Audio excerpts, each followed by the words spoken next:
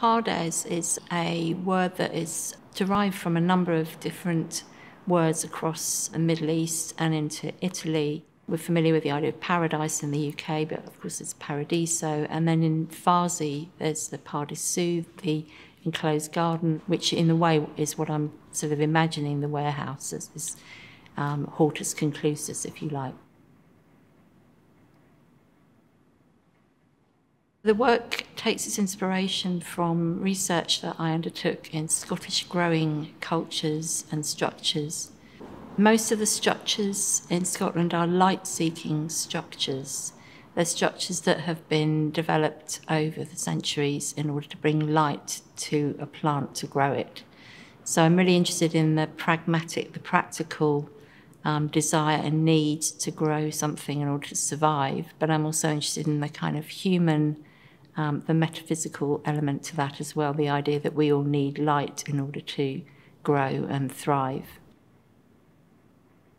One of the things that I found really moving was a lot of orcharding has happened on slopes in Scotland because of the nature of the way that the Har rises up the slope to envelop the orchards and to allow them to grow and keep the blossoms safe from frost. What you can see here in this installation is this sense of leaning and reaching and resting against walls. Throughout my career, I've been really interested in minimalism. Since I was in my early 20s, minimalism has been the language that I've chosen to use.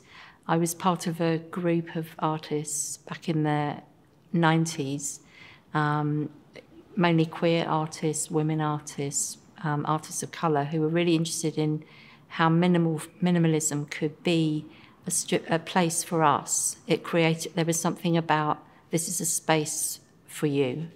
And so I've taken that throughout my career, and I've always come back to minimalism and also to light, that combination between minimalism and light. There's something pragmatic about it as well. Normally I'm dealing with sunlight. The work is outdoors. It's like subject to the elements and different changing conditions.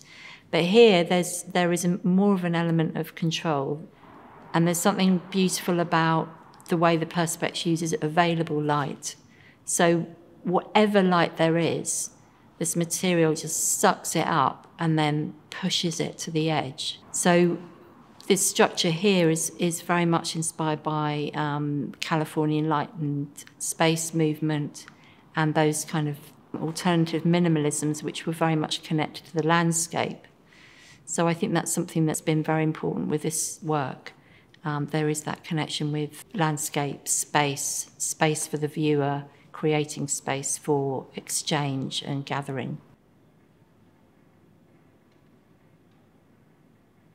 I think that's really how I see the function of myself as an artist, is the creation of space for the viewer. That's why the work is quite stripped back in many ways, but when you examine the materiality of it, it's actually quite complex, and you can see in the reflectivity, the way that the work reflects and sees. It's like the work sees the building and it sees the viewer, and there's this kind of reciprocation on that level. And then on another level, there is the way that the work appears and disappears. From some angles, it looks like it's filling the space, and in other angles, it almost disappears from view. And in some parts of the work, there is this huge open space, which I'm hoping people will be able to use over the course of the show for events, for gathering, for other kinds of creation.